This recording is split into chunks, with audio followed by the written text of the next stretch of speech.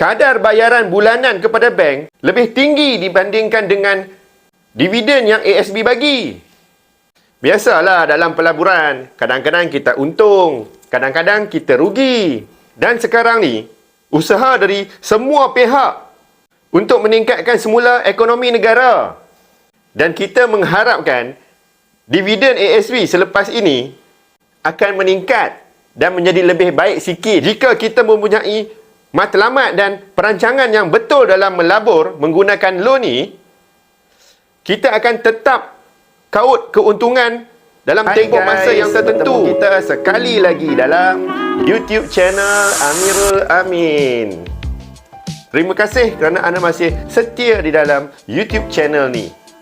Jika anda rasa semua video-video dalam YouTube channel ni menarik dan bermanfaat, sila klik button subscribe, tanda anda menyokong saya dan memberi saya lebih semangat dan motivasi untuk menghasilkan lebih banyak lagi konten-konten yang menarik pada masa hadapan.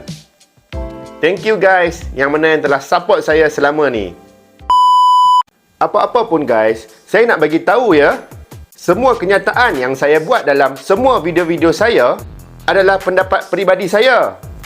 Jika ianya adalah satu idea ataupun pendapat yang baik untuk anda, maka proceed saja. Sekurang-kurangnya anda mencuba dan berani melakukan perubahan dalam diri.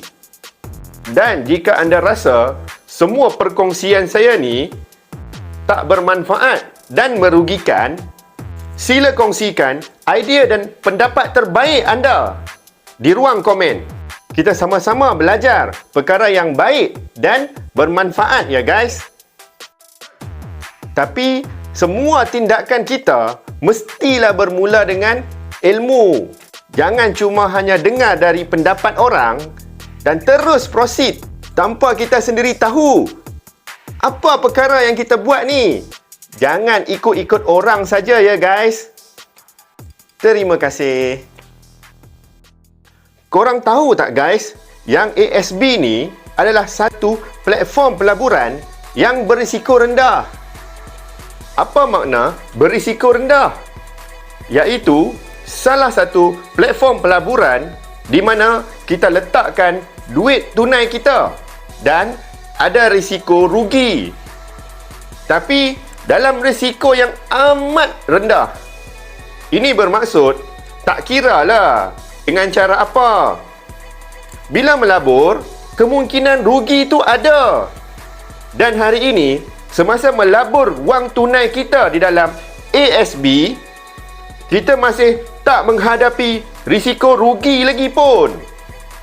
Sebab ASB ni masih memberikan dividen pada kita sekurang-kurangnya 4.6%.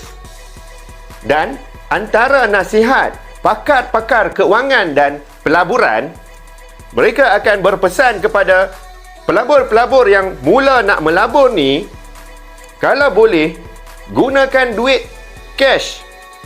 Dan duit yang kita laburkan ini, jika berlaku apa-apa kerugian atau duit hangus rugi dalam pelaburan, ianya tak mengakibatkan perbelanjaan asas harian kita terganggu.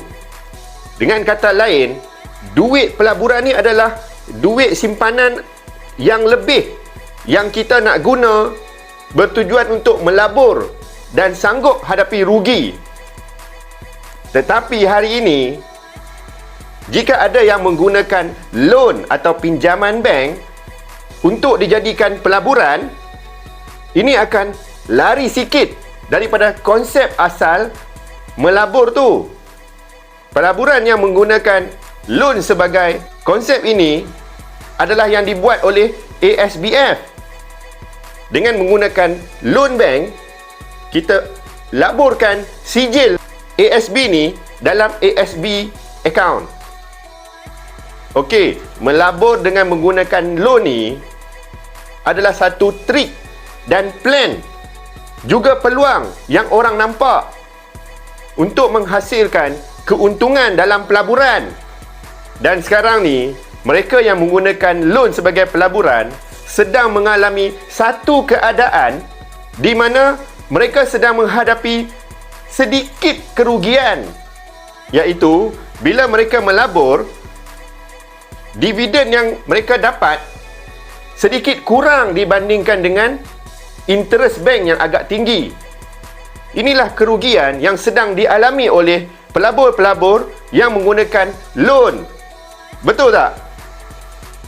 Dengan perbezaan lebih kurang 0.1% hingga 0.2% kurang daripada dividen, ini bermakna kadar bayaran bulanan kepada bank lebih tinggi dibandingkan dengan dividen yang ASB bagi. Biasalah dalam pelaburan, kadang-kadang kita untung, kadang-kadang kita rugi. Ada masa tu, kadang-kadang kita langsung tak ada untung, tak ada rugi.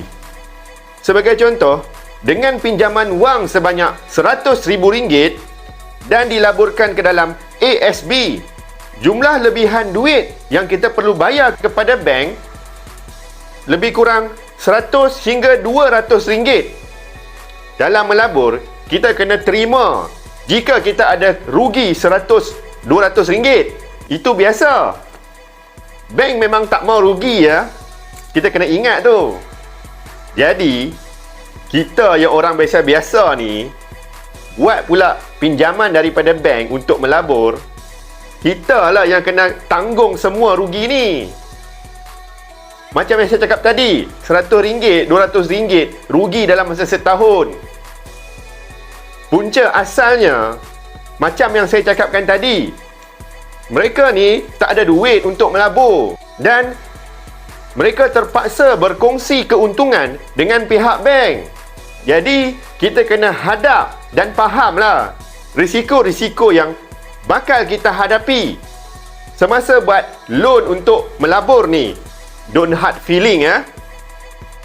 Dari sini, barulah kita menjadi orang yang lebih bersedia bila berlaku keadaan macam sekarang ni dan tahu macam mana nak selesaikan kekusutan yang sedia ada. Saya bagi satu perumpamaan ya. Macam kita buat bisnes, kita pasti lalui satu keadaan kita untung, satu keadaan kita rugi, dan satu keadaan lagi kita tak untung, kita tak rugi. Stagnan je. Cukup-cukup makan je ya. Susah juga ya kita nak hadap keadaan yang berlaku semasa kita buat bisnes ni. Tapi apa-apa pun yang berlaku, kita kena sentiasa bersedia dan tahu macam mana nak selesaikan setiap permasalahan yang sedang kita hadapi. Betul tak, kawan-kawan yang buat bisnes? Saya nak tahu juga pendapat anda. Sila beri komen di ruangan komen ya. Untuk yang buat loan dengan bank untuk melabur di dalam ASB, keadaan sekarang adalah keadaan yang biasa ya. Bila kita ada kerugian dalam melabur, dan tahun ni kita rugi sebanyak RM100 hingga RM200 setahun. Dan sekarang ni usaha dari semua pihak untuk meningkatkan semula ekonomi negara, dan kita mengharapkan dividen ASB selepas ini akan meningkat dan menjadi lebih baik sikit. Mungkin setahun, 2 tahun atau mungkin 3 tahun kita mengalami kerugian dalam melabur di ASB, tapi yakinlah ya, jika kita mempunyai matlamat dan perancangan yang betul dalam melabur menggunakan loan ni, kita akan tetap kaut keuntungan dalam tempoh masa yang tertentu seperti 5 tahun, 7 tahun atau 10 tahun. Itu pendapat dan pengamatan saya tentang melabur dalam ASB dengan menggunakan loan bank. Duit kita, pelaburan kita dan tindakan kita adalah risiko yang kita tanggung sendiri. Anda dapat sesuatu daripada perkongsian saya pada hari ini? Jika anda rasa video saya pada hari ini menarik dan memberi manfaat kepada anda, sila klik button like, komen dan share supaya semua orang di luar sana juga mendapat manfaat yang sama tentang pelaburan ASB dengan menggunakan loan bank iaitu ASBS. Terima kasih guys yang mana yang dah tonton video ni sampai habis.